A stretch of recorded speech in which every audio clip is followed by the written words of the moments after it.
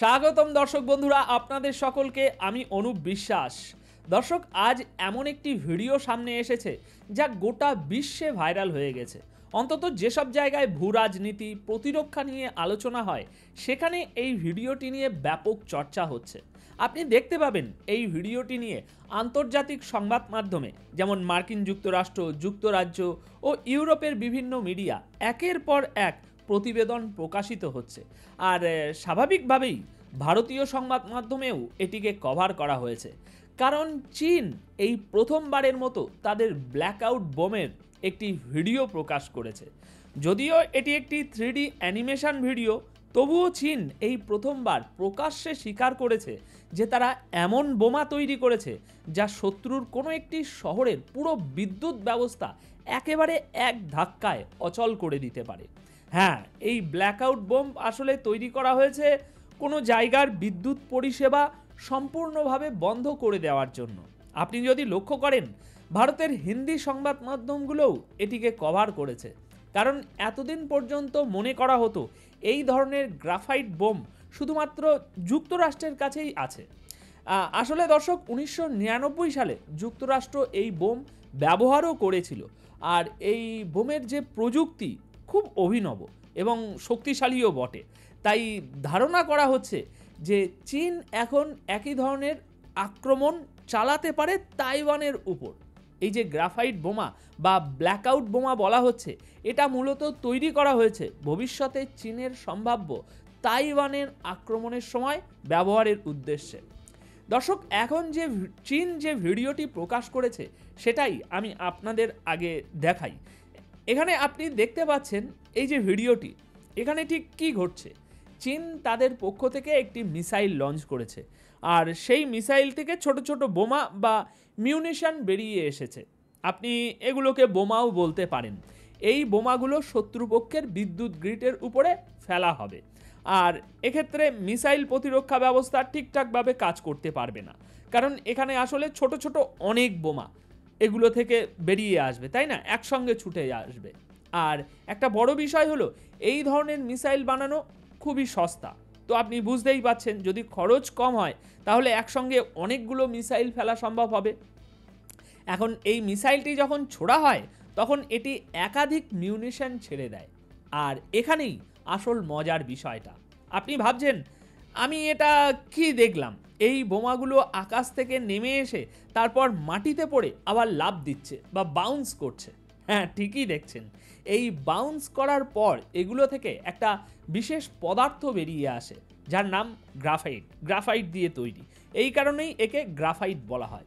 এই পদার্থ বিদ্যুৎ গ্রিডের ভিতরের সার্কিটগুলোকে পুরোপুরি জ্যাম করে দেবে, বন্ধ করে দিতে পারে, যার ফলে দীর্ঘ দূরত্ব পর্যন্ত বিদ্যুৎ সরবরাহ পুরোপুরি বন্ধ হয়ে যাবে।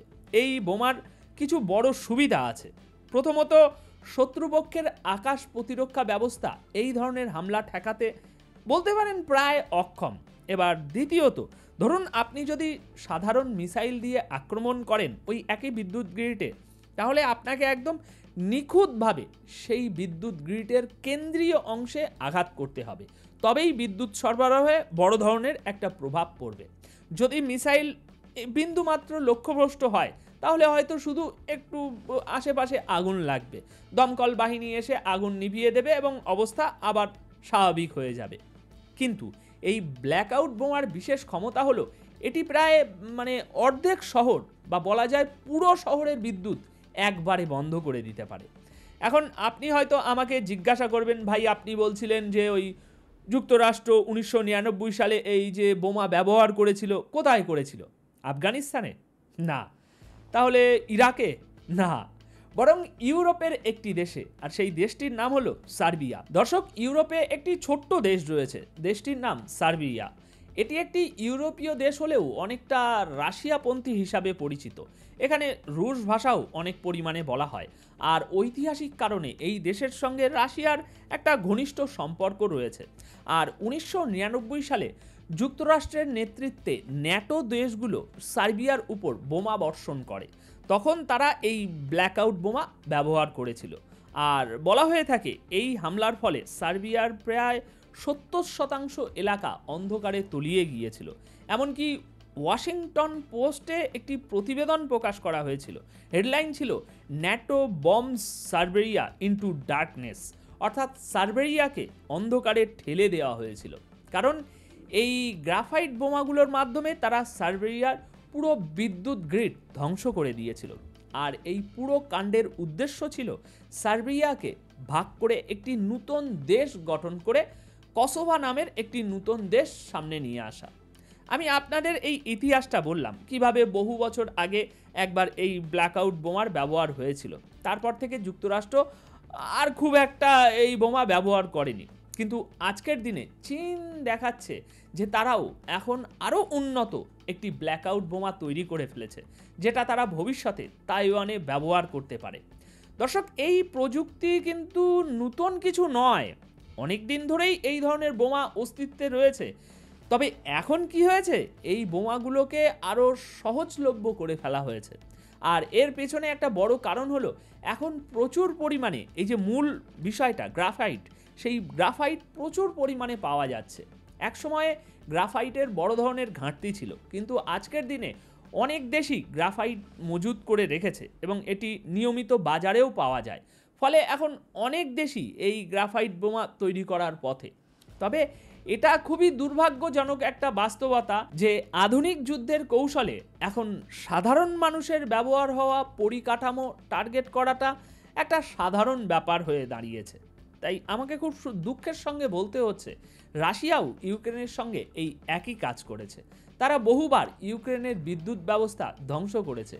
আর আমার ব্যক্তিগত মতে এই ধরনের কাজ একেবারেই অমানবিক, করা উচিত নয়। কারণ যখন আপনি কোনো দেশের বিদ্যুৎ গ্রিড উড়িয়ে দেন, তখন শুধু বিদ্যুৎই বন্ধ হয় না, তার ফলে হাসপাতাল, আইসিইউ এবং আরও এরকম অনেক গুরুত্বপূর্ণ জায়গায় বিদ্যুৎ পৌঁছায় না। আর এর ফলে ভোগান্তিতে পড়ে সাধারণ মানুষ, যাদের ওই যুদ্ধে কোনো ভূমিকাই নেই, কোনো দোষই নেই। তাই ব্যক্তিগতভাবে যদি আপনি আমার মতামত জানতে চান, তাহলে আমি বলবো এই ধরনের ব্ল্যাকআউট বোমা বা গ্রাফাইট বোমাগুলোকে পুরোপুরি আন্তর্জাতিক কোনো চুক্তির মাধ্যমে নিষিদ্ধ করে দেওয়া উচিত। যদি কেউ এগুলো ব্যবহার করে, তাহলে তার বিরুদ্ধে আন্তর্জাতিক নিন্দা হওয়া উচিত বা নিষেধাজ্ঞা জারি হওয়া উচিত। কিন্তু বাস্তবতা ভিন্ন। বাস্তবতা হলো মনে হচ্ছে গোটা বিশ্ব যেন অপেক্ষা করে আছে এই বোমার একটা বড় পরিসরে ব্যবহার দেখতে, তারপরই জাতিসংঘ, ইউএন কিছু করবে।